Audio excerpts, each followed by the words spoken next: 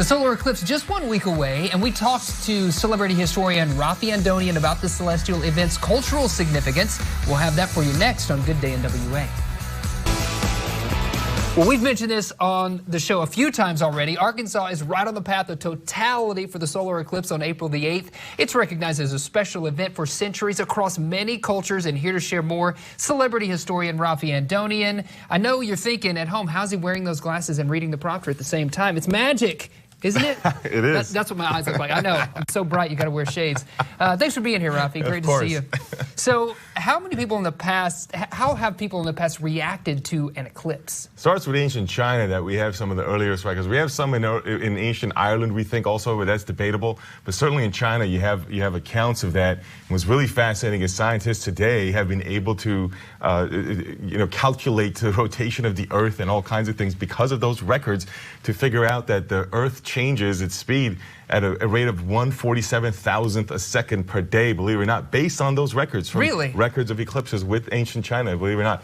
But you have other records too. So for example, the Mayans actually predicted, there's evidence that they predicted one of the eclipses in 1991. So they were really big in astronomy.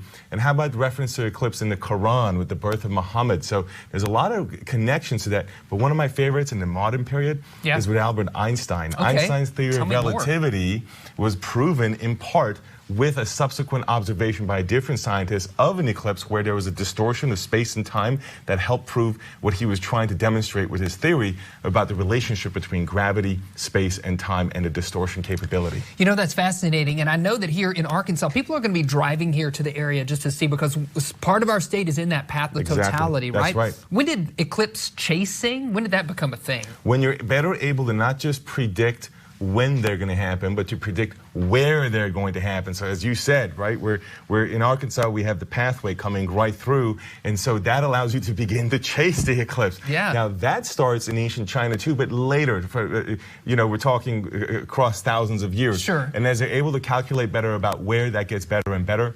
But more recently, in recent centuries, you get higher level of ability to do so. In the 18th century, much better to do that.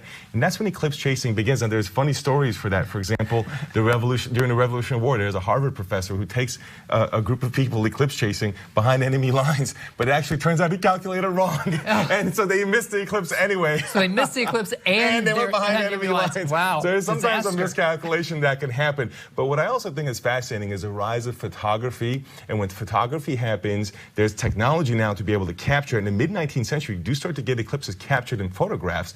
And what happens is U.S. Congress starts to allocate money to eclipse chase, including into the Rocky Mountains, so we could document this stuff, the documentations. That's because you know when and where it is. And so when you do so, of course, you got to make sure that you put these things on. You got to be safe. Exactly, so you could be safe. Now, you might think that this is the way to do it. You might think you're just going to wear your cool sunglasses. Look how cool you are. Now, I look better in this, I know, than I do in this. But this actually does not work the way that, this does, because of the fact that these protect from the UV rays in a way that these don't. Right. And so you have to use these. Although there is some old science, if you're good enough at this, I don't suggest you do it, but there is some old science that NASA still says works, which is from an Arab scientist who was able to create a hole in the shutter to get the right circle to be able to view it safely before these glasses existed, believe it or not, and it's still valid science. It's just, I don't recommend you do that because we don't know what we're doing. Right, we've advanced a little bit in technology since then. We have these. This is much simpler and easier. Much simpler, these paper sunglasses. But the science has been there for a while, which is really fascinating to think about. Yeah. Of course, well, thank you for giving us all this history on this great eclipse that's coming.